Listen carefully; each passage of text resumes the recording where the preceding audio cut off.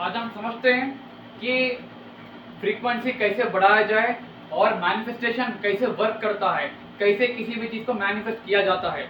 समझते हैं पहले कि आखिर फ्रीक्वेंसी है क्या और फ्रीक्वेंसी हम कैसे बढ़ाएं।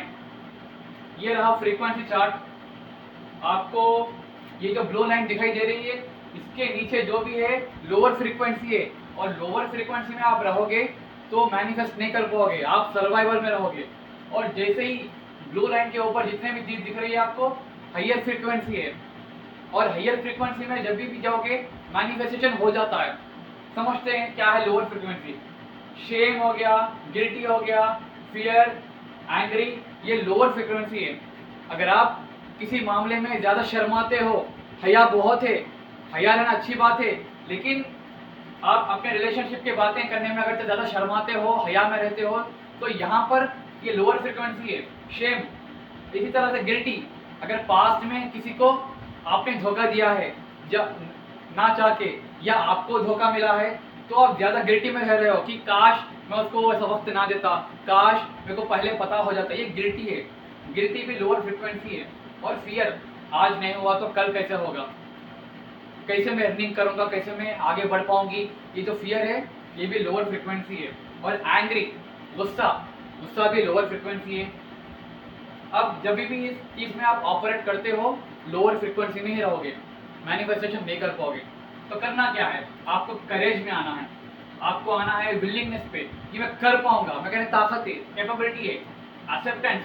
आज तक जो भी हुआ मेरे अच्छे के लिए हुआ, मेरे भले के लिए हुआ, और जो भी होगा बेहतर होगा। एक्सेप्टेंस में आओ।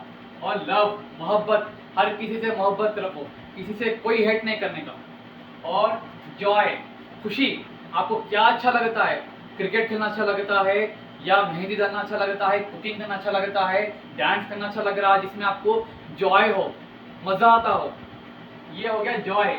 जॉय में पीस, ना आप खुशी की तलाश में ना गम की तलाश, पीसफुल रहते हो। ये हो गए हाइयर फ्रीक्वेंसीज। जब कभी भी आप यहाँ रहते हो मैनिफेस्टेशन कर पाते हो। कैसे मैनिफेस्टेशन है क्या, आप जो इमेजिन करते हो जाता है। साइंस और कुरान से, दोनों से मैं साबित करता हूँ। साइंस क्या कहता है, what you think you will become, तुम जैसा सोचते हो वैसा पाते हो। सबकॉन्शियस माइंड को रिप्रोग्रामिंग करना साइंस कहता है। कुरान पाक में क्या है, अल्लाह ताला फरमाता है तुम मुझसे जैसा गुमान करते हो मैं वैसे ही मामला पेश करता हूँ। तो जब कभी भी हायर फ्रीक्वेंसी में आओगे, इमेजिन करोगे कि क्या चाहिए तुमको, कैसी ज़िंदगी चाहिए, कैसा हमसफर चाहिए, वैसे ही मैनिफेस्ट हो जाता है। यही है मैनिफेस्टेशन।